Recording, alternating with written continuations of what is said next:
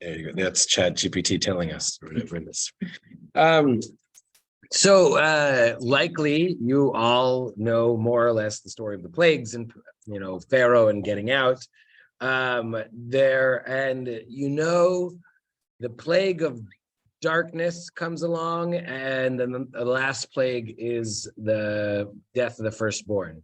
There are these two verses that perhaps you remember, or perhaps skipped over, which struck me this year. So I want to delve into. The first one is God tells Moses, tell the people to borrow each man from his neighbor and each woman from hers objects of silver and gold. And then it says, Adonai disposed the Egyptians favorably toward the people. Moreover, Moses himself was much esteemed in the land of Egypt among Pharaoh's courtiers and among the people.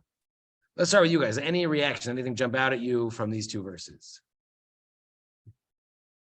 Well, it just always struck me as odd. First of all, the Jews were borrowing it with no intention ever to return it, and that the God intervened and made them, the Egyptians, favorable towards the Jews after all those plagues had been inflicted on them. It just feels so strange. Why were they borrowing? Just to enrich themselves. They needed gold and silver to build the temple. They were just slaves, And was the neighbor the Egyptians or fellow Jews? Actually, a lot of the rabbis zero in exactly on that word. Neighbor is a big word in Judaism that comes with actual responsibilities. Love your neighbor as yourself. The rabbis take pretty seriously. So could we consider the Egyptian taskmasters our neighbors, people there? And I think I brought the comment here, but one guy says they were neighbors, but they were real bad at it. But absolutely, we could say perhaps there was something else going on there. But I think the basic intent is that it's from the Egyptians that we're taking this stuff, but it is an interesting choice of words to use the word neighbor. It's in many ways a microcosm. So we always imagine Moses goes and says, let my people go, and Pharaoh says no. But that's an oversimplification. Moses says, let my people go for the weekend each time. He says, we want to go worship our God in the wilderness. And Pharaoh actually says, okay, pretty regularly, but he says, just leave something behind so I know you're going to come back. And Moses never compromises and says, no, not in the end, not only are we going to go, not only are our whole families, men, women, children, elderly going to come, not only are we going to bring all of our herds, but you're going to give us extra animals that will be the sacrifices to God. And then we're going to go. And Pharaoh rightly is like, that makes me think you're not coming back.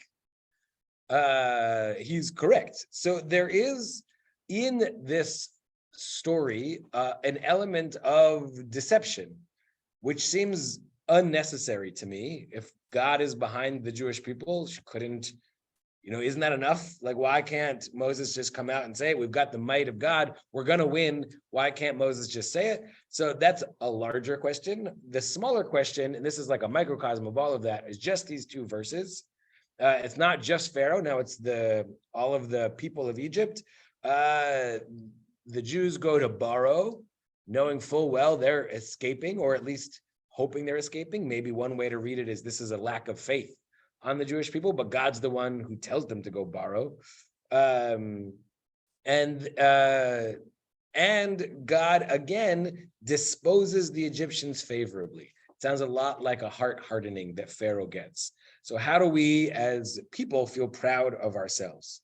One other element of this, which is interesting, is in the, let's say, Christianized Western world, religion and money are like not supposed to mix. But Judaism never had that concept. It's anathema to the Jewish way of being. Money is an inherent part of almost every aspect of Jewish life. So it's not shocking that there is a piece here. Yes, it's about the freedom of the Jewish people, redeeming after slavery, but it's not shocking that a piece of this is, and they needed cash. They needed valuable things to be able to function in the world. It's one of the interesting features of the Jewish religion is that we don't shy away from money. What's the famous line from Fiddler? It's something like, it's not a sin to be rich, but it's not a sin to be poor, but it's no great blessing either, or something like that. We don't have a problem with money. The money is not like separate from the religious. There's a religious way to manage and deal with money. In fact, don't tell the cantor, but the Shulchan Aruch records that in some communities, the Chazan before davening on Shabbat morning would negotiate his salary for the morning on Shabbat morning. Yes, and if there is no flour, there is no Torah, as it says in its phrase in the Talmud, that you need to eat in order to study. Like they're essential components. It had to be a Sephardic shul.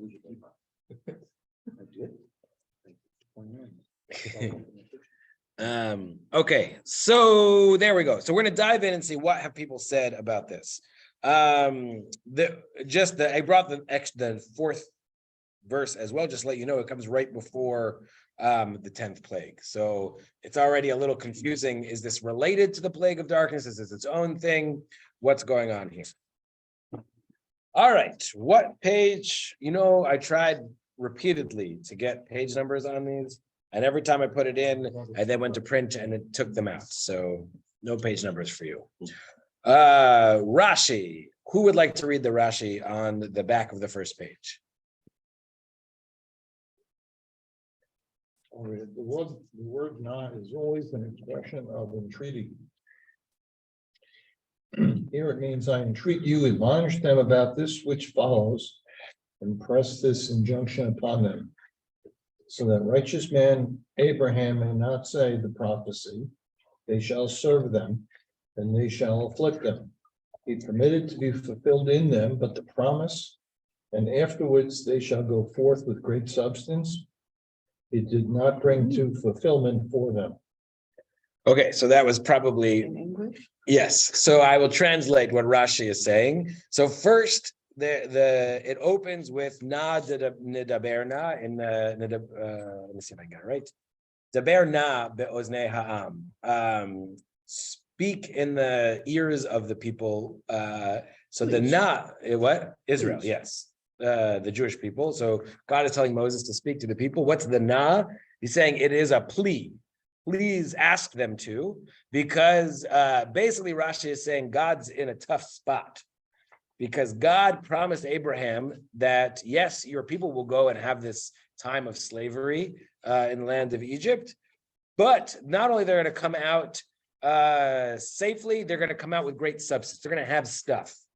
So God tells the people, go get the stuff, because I told Abraham this is how it's going to go. And then the last bit, not for the fulfillment for them. You Israelites don't deserve anything. The only thing you've done so far is when Moses came to tell you, I'm going to free you, they said, we don't believe you. And so you don't deserve it, but I promised Abraham, so go get the stuff that I promised Abraham you would get. There is, it seems to me, in this explanation, what Rashi picks it from the Talmud, a element of discomfort of taking the stuff from the Egyptians. And they're sort of saying, well, it was part of a prophetic vision from God, so it had to be. But if you're following, it's so much circular logic. God said it earlier, so we had to do it now, regardless of what was happening. God's the one who said it in the first place. So why is that a good rationale? But either way, the first answer what's going on here is that this was part of God's plan as well, that the people needed their the wealth. It does, as David mentioned sort of a moment ago, eventually go towards the building of the tabernacle. But there's no indication at this moment that that's what it's for. So goes to building the gold calf. Yes, so there is, actually, that's a great drash in and of itself, that it's okay to take wealth, but remember this, the wealth that we took from Egypt both went to the golden calf and the tabernacle, our worst and best moments. Back up a second. They don't know about a tabernacle or a calf yet. Yeah, they know nothing. If they've been in bondage for hundreds of years, do they Yeah. really need coaxing, taking some wealth? So They haven't had straw to sleep on or make a Right. brick, so do they really need to, let's take some stuff? So what they had to sleep on and what conditions they lived in is actually an interesting question of how it's clear that the work was onerous. It's not clear that the living wasn't or wasn't. They seem to imply that actually they were fed relatively well and maybe had straw, but not, comfort to live in when they weren't working. It's clear there were taskmasters and like whips and like all the terrible things for the work. But the way they keep saying, let's go back to Egypt, they often say, because we had regular food and we had a variety of food. It seems like they wanted to keep their workforce working as a possibility. Jesse's calling me. I need to make sure everything's okay because she knows I'm teaching right now. Hey, I'm teaching. Is everything okay? No problem. Love you. Bye. She forgot I was teaching. Taking away your stuff. Yeah.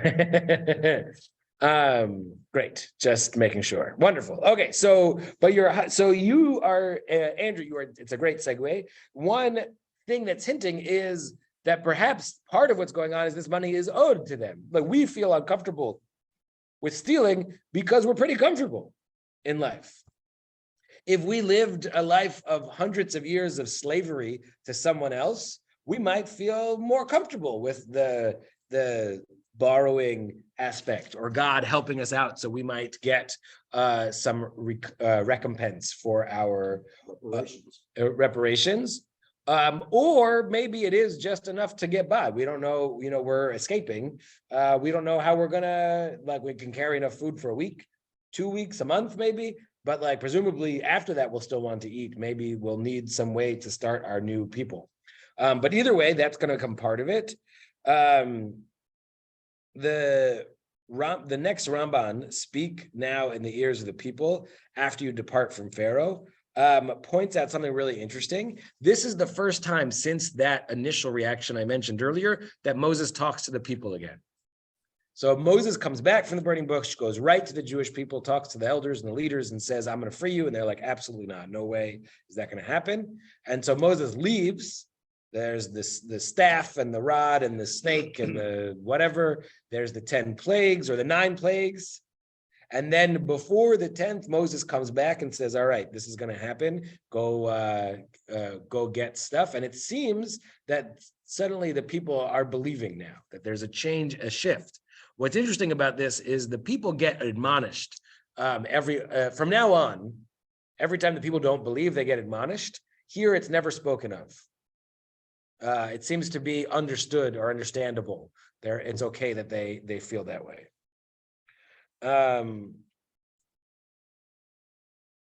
Okay, so Sforno was a little bit later than Ramban and a little more in the mystical world. Someone want to read that one where it says Sforno 11:2:1, please. They needed to be encouraged to ask for this, as they might have worried about the Egyptians pursuing them in order to retrieve their riches. It worked in reverse. The very fact that the Egyptians chased after the Israelites, in other words, reneged, was the immediate reason God came to the Israelites' assistance and drowned their pursuers. This is what made them absolutely free. So I don't know if you followed this out of loud. I had to read this like 4 times to process. So God entreats the people to go take the stuff. So he says the people were uninterested. They didn't want to because all they wanted was their freedom, and they worried if they also took the stuff that the Egyptians would come chase them to get the stuff back.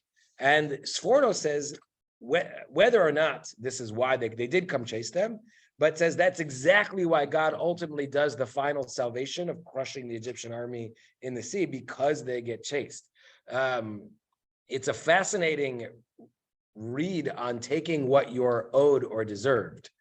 If Andrew is right, and this is about taking what the people were owed, what they should have, their payment for years of work, then there are lots of times we are in that kind of situation where we're owed something but we don't want to say anything because it's a little uncomfortable. It might make people feel bad. I'll give a perfect example, which is I, as a rabbi, regularly do funerals. It's part of the process, and I get paid for them. One of the most uncomfortable things in the world is to have this wonderful conversation. You tell me about the loved one you lost, there's tears, there's whatever, and here's how much you owe me, is like wildly uncomfortable. And I actually find that a lot of people are relieved ultimately to have the conversation because they want direction. They just want to know what the thing is to do. Not always. Some people are annoyed. Don't get me wrong. We're still Jews. But there is a balance here in what it means to ask for what we deserve, for standing up for ourselves, for that is a good way to live, even when it comes to compensation or things of that nature. It's like they say one of the big problems with the pay gap between men and women is that women often don't negotiate their first job or the job, and so they start out at a lower salary because they don't ask for a little bit more, and then they never get to the same place because it's all relative. Obviously, those are broad. Thank God Cindy's not here. Yes. Okay, woman's fault. Okay, let's see what Chizkuni, who's a little bit later on, he's more in the Middle Ages, a little later, has to say. Someone want to read that one, or speak, please? She's going to Exodus 11:2. Yeah. Speak, please. Moses was to do this at this time, as they would not have any time to do so once Pharaoh would destroy them unconditionally, i.e., even expel them. If the people had made these requests earlier, Egyptians would have demanded that they would have given back what they had borrowed, seeing that Pharaoh refused to allow them to leave permanently. So I love this because it shines us in the best or worst light. One of the interesting questions I think about the Torah is the role of scheming. We, as like Clint Eastwood, John Wayne Americans, don't like scheming. Schemers are the bad guys, and the good guys tell it like it is and shoot from the hip. But the Torah has lots of our leaders being schemers, coming up with clever plans to get what they are supposed to do. And here, this is what Chizkuni is saying, is if they asked too early, like at the beginning of the 10 plagues, to borrow the Egyptian stuff, at some point they'd have been like, now can we have it back? But if they asked too late, remember, they don't have time for the bread to rise. They wouldn't have time to go collect, gold and silver is heavy. You got to get to everyone.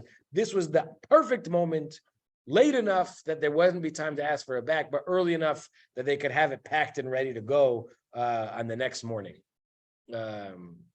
So it is, I think it goes to one of our sort of mixed blessing stereotypes of Jews as schemers, as smart, depending on which side of that phrase you want to be on.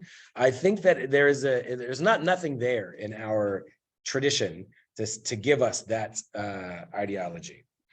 Let's skip that one.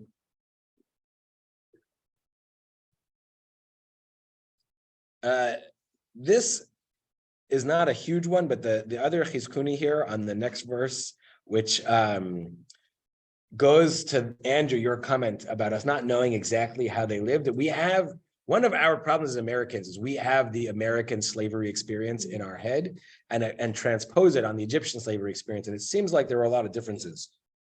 Why did they take silver and gold vessels? Not because of the years of service. According to this one, I'm on the 3rd page, I guess it is. It was no more fair than a fair exchange, seeing that the Israelites left behind their houses and their fields, which no one compensated them for. We read already in Genesis that the sons of Yaakov, instead of, or in addition to being shepherds, also became landowners. So the idea that they could be both slaves and landowners is confusing to us, but I think perhaps not in the ancient world. This is like a doctoral thesis kind of a question, not like a ask your rabbi on a Thursday morning kind of a question. But my impression is, at least in the rabbi's conception, that a slave still had more rights than we imagine. They weren't owned in the way that we imagine owned. They just didn't get to choose their work. but they still may have been paid a wage. They still may have had their own home. They still may have had their own, but they didn't have the ability to choose what direction they went in life. But until they got too big and then they enslaved them. Yes. It's a matter 100%. of degree. Yes. They became a threat. It's a done. Yes. 100%.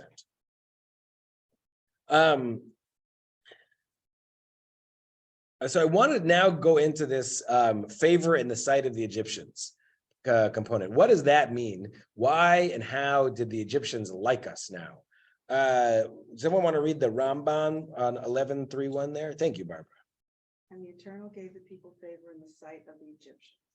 The purport thereof is that the Egyptians did not hate them because of the plagues. Instead, they conceived affection for them. And the Israelites found favor in their eyes. The Egyptians acknowledging, we are the wicked ones. There is violence in our hands, and you merit that God be gracious to you. This is the dream. All right. And How- it's not just plagues. I mean, this is right after the plague of the death of the firstborn. It says that there was not a single house in which there wasn't a corpse. Yeah. So to curry their favor under those circumstances Well- is quite extreme. Well, I didn't bring there's one text that debates the timing and says that this might come right before the 10th plague. Because maybe they used the darkness as part of the stealing component or borrowing. But Maybe a little hard to believe after the. but let's say, even if it is true, what's interesting to me about this is like this feels like I call them shower arguments. I don't know what your experience is, but the number of times I've won arguments that are only in my head with people that I never actually have.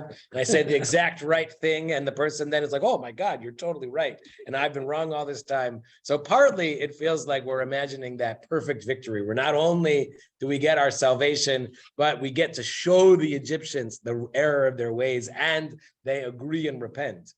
But there is a more realistic component to this, which is in our interpersonal relations, our instinct is to shy away from criticism, except for the occasional person who leans in a little too hard. I once gave a sermon about the importance of criticizing our loved ones, basically, of giving constructive criticism. And this husband came up to me, I'll never forget. And he was like, you have to be careful what you're talking about. And his wife is standing behind him saying, see, it's good that I tell you when you're wrong. And I was like, there are some problems I can't fix. But either way, there is, if you think back to those people in your life you love and respect the most, it is likely they are the people who called you on your BS. That there is, that while there is rarely the perfect, like, you killed my firstborn and now I realize I was the wrong one situation, there are lots of situations where you tell me I'm treating you not the way I should, and I respect you more because I didn't catch it. I didn't realize it. And now I learn more. That is a real thing that can happen. And that component of the imagining, I think, is perhaps crucial. There is another piece, which is when in my last synagogue, I was there in 2016 when they were negotiating the last Iran nuclear deal. And I had a huge Persian population. And a couple of them pulled me aside and said, here's the real problem with the deal. It's not that it's good or it's bad, it's that it exists. You have to understand it's a different mentality in Iran. They think if you give something that they can get something more. That's the way you negotiate. That's the way you participate in all conversations is anyone who gives something is weak and you can get more out of them. Like that's if you don't show strength at every moment, they assume they can get more.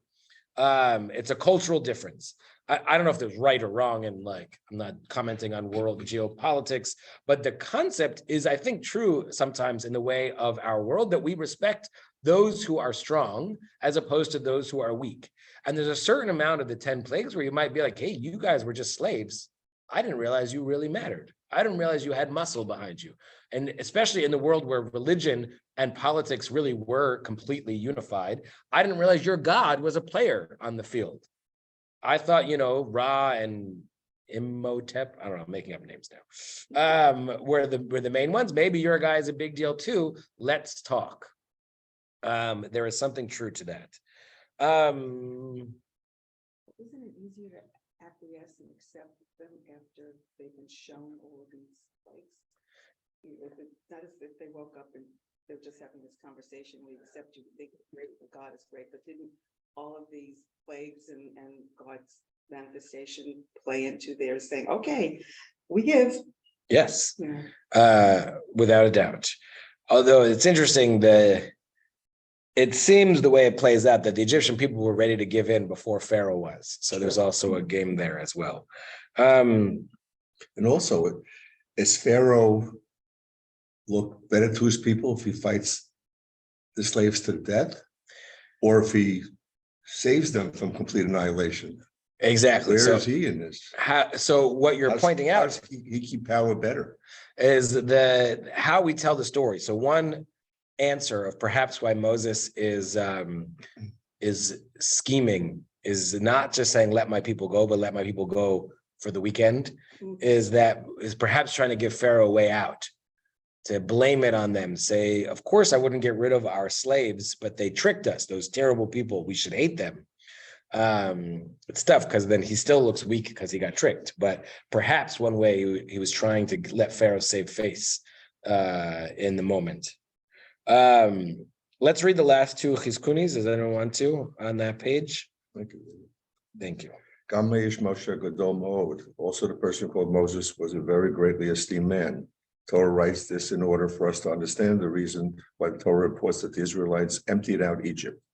Many Egyptians gave gifts to the Israelites as a sign of their esteem for their leader Moses. Just read the next one too.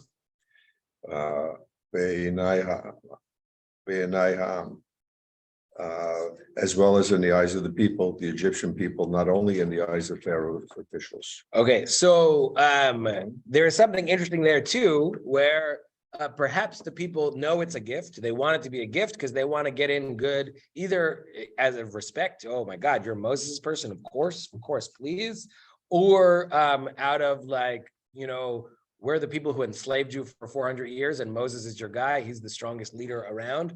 Maybe we can change our opinion and get in on the good side. Please take the stuff so Moses doesn't hate us. Hedging bets. Yes. All right. The last two pages I'm going to, this Talmud is where Rashi got his original thing from. But the last two pages come from a very interesting book that perhaps you've read. Louis Ginsburg wrote, The Legends of the Jews, I think it's called, where he basically instead he combines the Torah and the Midrash into one narrative, and it reads like one book instead of like if you read the Midrash, which is a commentary on the Bible, and it tries to fill in, it tells the story by adding pieces that aren't included in the Torah, and it is disjointed. It goes verse by verse and adds this or that. He picks and chooses what he decides are the major themes and weaves it into one story. So I'm going to read the way he tells this particular portion to you because it is an interesting read, I think, on it all. The last plague but one, so we're at the plague of darkness, is what like those which had preceded it, endured 7 days. All the time the land was enveloped in darkness, only was not always of the same degree of density. During the first 3 days it was not so thick. It was not so thick, but that the Egyptians could change their position when they desired to do so. If they were sitting down, they could rise up, and if they were standing, they could sit down. On the 4th, 5th, and 6th day, the darkness was so dense that they could not stir from their place. They either sat the whole time or stood, as they were at the beginning. So they remained until the end. The last day of darkness overtook the Egyptians, not in their own land, but at the Red Sea on their pursuit of Israel. The darkness was not of the ordinary earthly kind. It came from hell, and it could be felt. It was as thick as a dinar, and all the time it prevailed. A celestial light brightened the dwellings of the children of Israel, whereby they could see what the Egyptians were doing under cover of the darkness. This was a great advantage for them, for when they were about to go forth in the land, and they asked their neighbors to lend them raiment and jewels of gold and jewels of silver for the journey, the Egyptians tried to deny having any in their possession. But the children of Israel, having spied out all their treasures during the days of darkness, could describe the objects they needed with accuracy and designate their hiding places. So in other words, instead of stealing stuff, when it was dark, they went through each house, looked for where all the rich things were, made sure they knew where it was. And the Egyptians reasoned that the words of the Israelites could be taken implicitly as they spoke them, for if they had any idea of deceiving them, asking for a loan when they intended to keep what they had laid their hands on, they might have taken unobserved during the days of darkness, whatever they desired. Hence the Egyptians felt no hesitation in lending the children of Israel all the treasures they asked for. So just to follow, they figured out, well, if you know all this stuff, clearly when it was dark, you just went and looked where everything was. So therefore, you really are asking just to borrow, because otherwise you would have just taken. It's a very layered scheme, as it were. I looked for, so last week, this class is an interesting one because a half hour is like just enough time to dig in, but not so much to like go super in depth. And last week I felt like we did a good job of having the basic understanding and then getting some deeper commentary, like from Rabbi Sachs and a few others and Rabbi Hirsch. This week I didn't find any of those sort of, which they may exist, I just didn't find them of that quality, which leaves us with the question of what do we do with this portion? And one option is to say, great, the Israelites got what they were owed and what they were deserved. And so it's happy. Another option is to say, people are people and they're imperfect. And like they, maybe it would have been better if they just went for their freedom, but they wanted to do it. A third is this is an essential component of the story. That's what the prophecy argument is. We have to beat Egypt in every way for this story to work. We have to beat them with magic and the plagues. We have to beat them militarily with the sea, and we have to beat them in wealth by walking out with their wealth. Either way, I think what these stories tell us is that we shouldn't shy away from material wealth, that itself is not bad, and that we also shouldn't shy away from demanding of the world what we are owed, what we deserve, even if we have to be a little clever about how we do it. And the last piece is, I might be using this in my sermon, so for those of you who come on Shabbat, if you get double, I apologize. Rabbi Artson gives a commentary on the, I want to go for the weekend business, but not that part. It's, why doesn't Moses take any of the compromises? Pharaoh at some point says, take all of your people, but leave your herds and your cattle behind. Now, if you or me were the negotiator in this deal, and we were negotiating for the freedom of our people, at that point, okay, don't take your elderly, I'm going to keep arguing.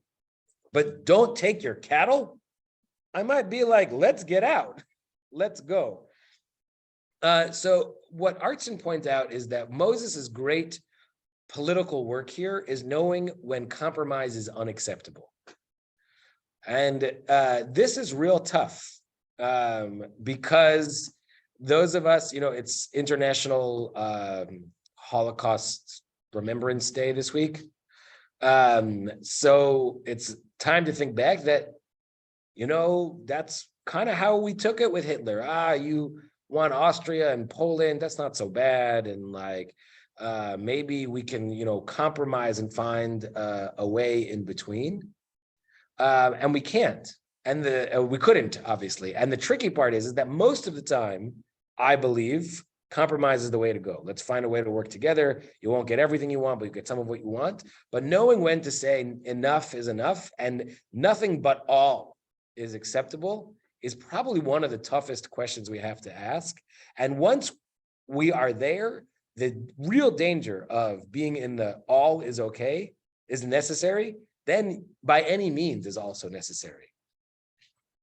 Like if we could have stopped Hitler by lying, cheating, tricking, and scheming, wouldn't we have done it?